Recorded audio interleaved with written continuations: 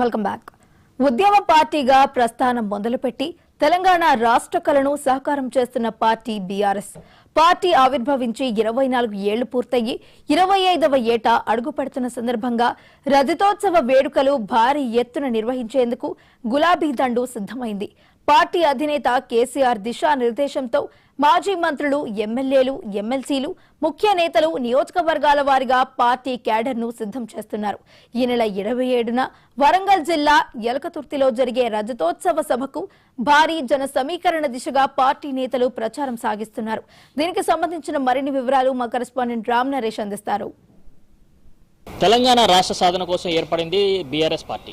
ఉద్యమం నుంచి ఆవిర్భవించిన ఈ పార్టీ దాదాపు అడుగులు వేసు 24 ఏళ్లు పూర్తి చేసుకుని 25 ఏటకు ప్రవేశించింది. ఈ 25వ ఏట సందర్భంగా రజతోత్సవ సభను నిర్వహిస్తుంది పార్టీ అధినేత కేసీఆర్. దీనికి సంబంధించేసి ఇప్పటికే పార్టీ నేతలందరితో కూడా దిశానిర్దేశం చేశారు. ఉమ్మడి రాష్ట్రాలకు సంబంధించిన ఎమ్మెల్యేలు కానీ, ఎమ్మెల్సీలు కానీ, అదేవిధంగా మాజీ మంత్రులు కానీ, వీళ్ళందరూ ఎవరైతే ఉన్నారో వాళ్ళందరూ కూడా ఈ రజతోత్సవ సభను భారీ ఎత్తున నిర్వహించాలని చెప్పేసి కేసీఆర్ భావించారు. దీనికి సంబంధించి అందరికీ దిశానిర్దేశం చేయడం జరిగింది.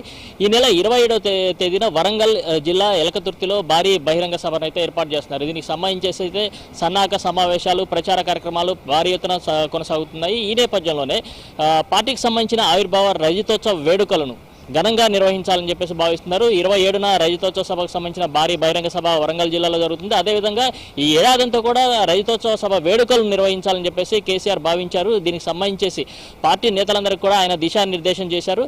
దీనికి సంబంధించి అంటే 27 జరిగే రజతోత్సవ సభకు సంబంధించి భారీ ఎత్తున జన సమీకరణ చేపట్టాలని చెప్పేసి నియోజకవర్గాల వారీగా పెద్ద ఎత్తున జనాలు తరలి రావాలంటే నేతలంతా కూడా సమావేశాలు, సభలు, ప్రచార కార్యక్రమాలు ముమ్మరంగా చేయాలని చెప్పేసి అన్నారు. ఇందులో భాగంగానే నియోజకవర్గాల వారీగా ప్రతి అంటే నియోజకవర్గాల్లో ఎమ్మెల్యేలు కానీ, ఎమ్మెల్సీలు కానీ, అదేవిధంగా ముఖ్య నేతలంతా కూడా ప్రచార కార్యక్రమాలను పెద్ద ఎత్తున నిర్వహిస్తున్న పరిస్థితి కనిపిస్తుంది.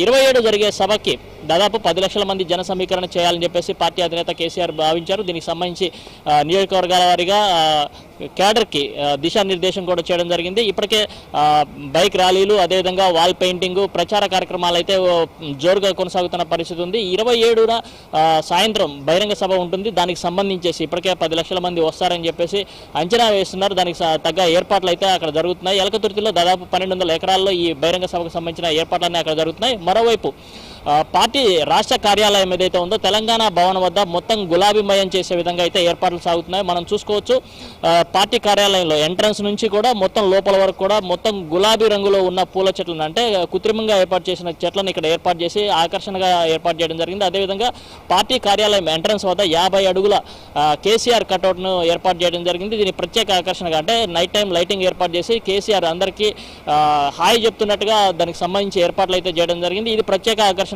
ఉందని చెప్పుకోవచ్చు. మరోవైపు రాష్ట్ర వ్యాప్తంగా కూడా పార్టీకి సంబంధించిన అంటే వాల్ పెయింటింగ్స్ కానీ, అదేవిధంగా ప్రచార కార్యక్రమాలు ముమ్మరంగా చేస్తున్న పరిస్థితి ఉంది. రేపు బీఆర్ఎస్ పార్టీకి సంబంధించిన జిహెచ్ఎంసీకి సంబంధించిన ఎమ్మెల్యేలు, అదేవిధంగా ఎమ్మెల్సీలు, అదేవిధంగా కార్పొరేటర్లతో ఒక కీలక సమావేశం కేటీఆర్ నిర్వహిస్తున్నారు. దీనికి సంబంధించేసి ఇప్పటికే ఏర్పాట్లన్నీ పూర్తయ్యాయి. అదేవిధంగా అంటే ఏదైతే 27వ తేదీన జరిగే రజతోత్సవ సభ ఉందో ఆ సభకు భారీ ఎత్తున జన సమీకరణ చేపట్టాలని, దీనికి సంబంధించేసి హైదరాబాద్ నుంచి కూడా భారీ ఎత్తున జనాలు తరలి రావాలంటే కార్పొరేటర్లు, అదేవిధంగా గ్రేటర్ పరిధిలో ఉన్న ఎమ్మెల్సీలు, ఎమ్మెల్యేలు, మాజీ మంత్రులు కీలక పాత్ర పోషించాలని దీనికి సంబంధించి సన్నాహక సమావేశం రేపు కూడా జరుగుతుంది. మొత్తంగా చూసుకుంటే ఈ సన్నాహక సమావేశాలు అనేవి ప్రతి నియోజకవర్గంలో కూడా భారీ ఎత్తున జరుగుతున్నాయి. ఎమ్మెల్యే ఉన్న నియోజకవర్గానికి అంటే ప్రాతినిధ్యం వస్తున్న నియోజకవర్గం నుంచి 10,000 మంది జనాలు తరలించాలని చెప్పేసి, అదేవిధంగా ఇన్ఛార్జిగా ఉన్న నియోజకవర్గం నుంచి దాదాపు 3,000కు తగ్గకుండా జన సమీకరణ చేపట్టాలని చెప్పేసి అధినేత దిశానిర్దేశం చేసిన నేపథ్యంలో ఇక్కడ ఉన్న అంటే పార్టీ ముఖ్య నేతలంతా కూడా ఈ దిశగా అడుగులు వేసిన పరిస్థితి ఉంది. మొత్తంగా చూసుకుంటే రజతోత్సవ సభ ద్వారా మళ్ళీ ప్రజల్లోకి రావాలి, పార్టీని జనాల్లోకి పూర్తి స్థాయిలో తీసుకువెళ్లాలని చెప్పేసి కేసీఆర్ భావిస్తున్నారు. ఈ దిశగానే పార్టీ నేతలంతా కూడా పనిచేసిన పరిస్థితి ఉంది. కెమెరామెన్ బ్రహ్మారాతో రామ్ నరేష్, మహా న్యూస్, హైదరాబాద్ నుంచి.